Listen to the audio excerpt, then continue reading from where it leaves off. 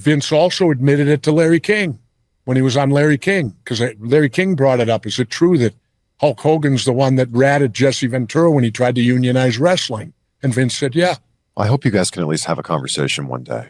It was a long time ago. Well, when you have a guy who's as narcissistic as Donald Trump, it ain't going to happen until I hear an apology from him. From Hulk Hogan? Yeah. What's Donald Trump have to do with that? He's the narcissist like Hogan. Oh. You know, birds of a feather flock together. I see. Jesse Ventura talks about his beef with Hulk Hogan. Check out what he had to say, and then I'll come back with my comments. If you start working with WWE again, would you consider burying the hatchet with Hulk Hogan? No. Conversation, at least? I don't know. When was the last time you spoke to Hulk Hogan? I don't know. He betrayed me to an extent. Well, I'll tell you the story. That's 30 years ago, right? Yeah. But this was just prior to WrestleMania 2. We were all in a dressing room, and there was nobody from the office. I waited, and I got up on a chair, and I told everybody, now is our time to unionize. I said, all the publicity's gone out on WrestleMania.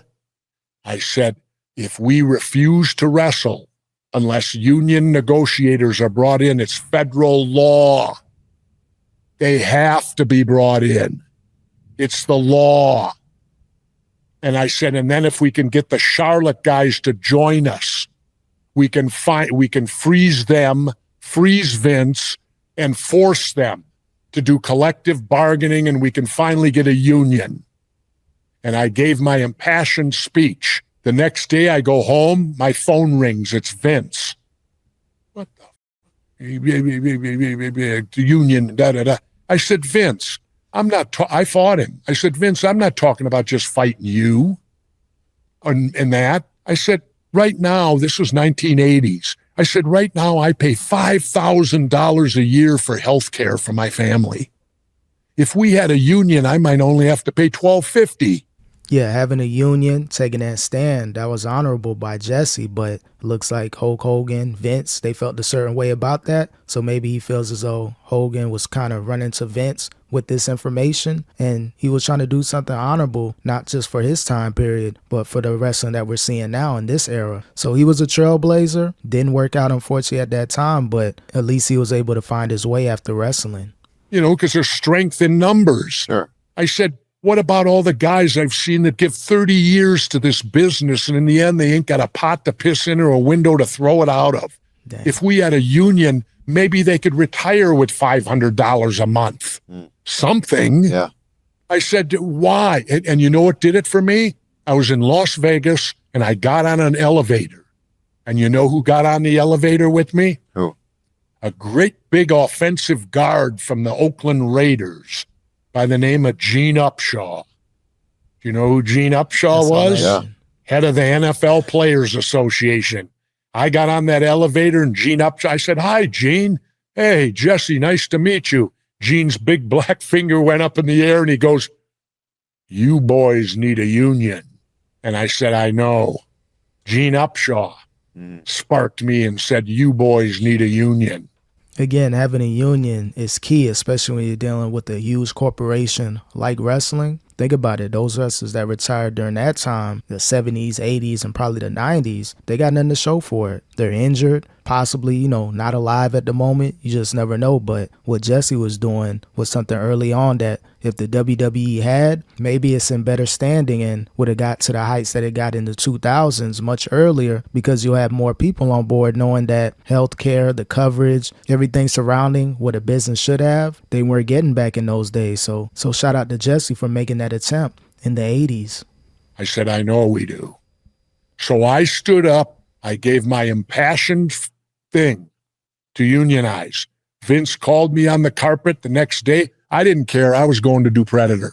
And then when I came back to Vince, I told Vince, you don't have to worry about me speaking out on union no more. He goes, really? Why not? I said, I got mine, Screen Actors Guild. I said, I now get health benefits, retirement. Right now, with the little that I did in Hollywood, I'm retired on over $50,000 a year from SAG. Damn, that's good money. I get over $50,000 a year. Still. Right now. Wow. I'm collecting it. It's my retirement. Wow.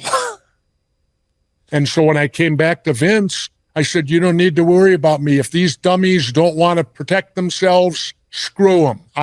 Again, he tried, and he's making all that money, $50K. People may not think that's a lot of money, but that's a lot considering the age Jesse is. Making $50K, I don't care what economy you're in, that's a good chunk of change, and that doesn't include, you know, everything else that he's doing outside of that money. So again, shout out to Jesse for making that amount of money and at least trying to on the WWE's end, but Vince wasn't trying to cut those checks back in the day. He was cheap, made a lot of money, but he didn't want to give a lot of money back to wrestlers at that time. Tried. I said, I got my SAG card, and I'm on retirement right now. I started at age 70. Started collecting, and I made it up to where I make over $50,000 a year in SAG retirement. And then I have after retirement too. Wow. Which is the broadcasters. Yeah, yeah. And you know, I could never figure this one out, but then it came to me. Why, since wrestling's on TV every week, why weren't they required to join AFTRA? You want to know why? Why? Healthcare. You think AFTRA wants to bring in 1,000 wrestlers into their healthcare system? It would bankrupt them. Yeah, it makes sense. They don't want nothing to do with wrestlers because they're pretty much one injury away every single night. So by onboarding all those wrestlers and then them getting money, you know, if they injure per body part, it's just going to cost a business like that to go out of business. So I can see why they were being real shady and didn't really want to get wrestlers on board with healthcare coverage. Solely, that can be the only reason. Yeah. Because they're on TV every week on television. Why aren't they required to join AFTRA? Yeah. Jesse, this has been an honor and a privilege to be able to sit with you. Well, I've told you more than I wanted to. But backstories. But getting back to the Hogan thing, if we finish up on that. Yeah. What ended up happening was this, and that's why I know he did it. Because when I sued the WWF over royalties for videotape, I used to say to Vince all the time, Vince, how come everything I do in Hollywood, I get royalties, and everything I do for you, I get nothing? Why is that?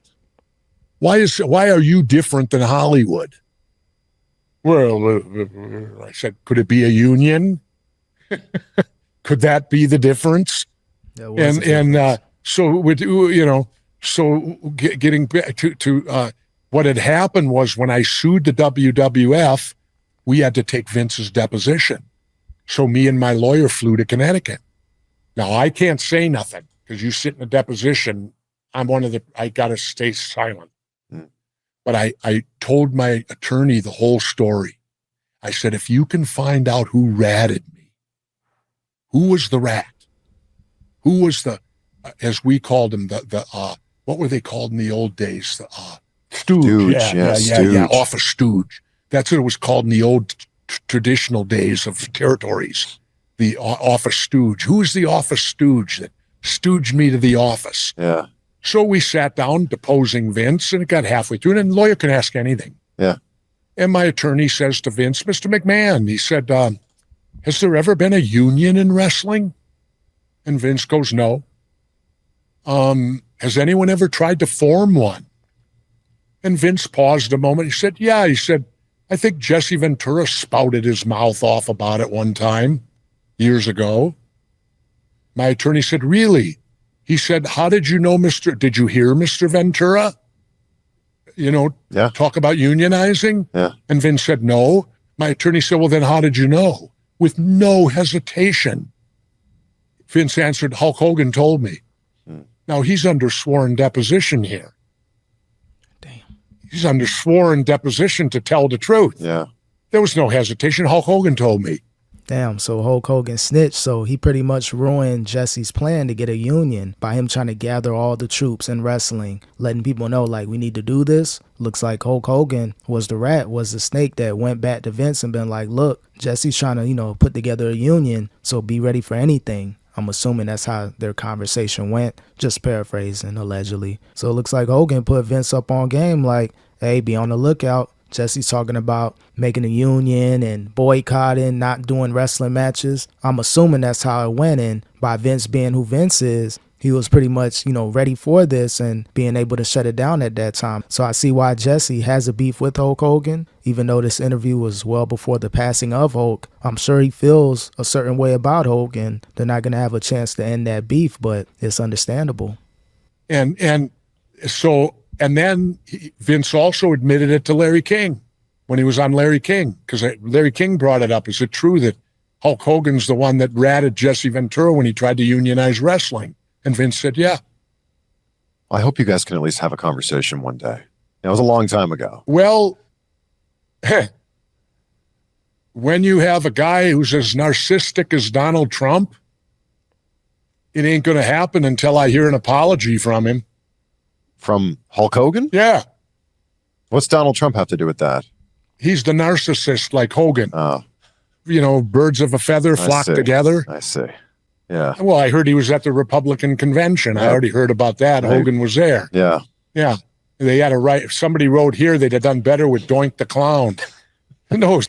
Well, unfortunately, they won't be able to have that conversation just due to the passing of Hulk Hogan. But again, I don't blame Jesse for feeling a certain way. Everybody's entitled to their opinion and the way that they feel about an individual. And a lot of people, again, we don't know the behind the scenes of the WWF, WWE at the time. So we're really hearing this from afar, but looks like Hulk Hogan ruffled a few feathers with a lot of wrestlers back in the day, and Jesse was one of them. He wanted to create a union, wanted to get wrestlers paid, once they retire. I think the deals are much better now, but at the time, during the early stages of wrestling, you didn't have a union, you didn't have certain deals with brands and merchandising. So a lot of wrestlers, they retired broke. A lot of health issues, injuries, everything. So again, salute to Jesse for at least making that attempt back in the day. And he has a right to have an issue with Hulk Hogan.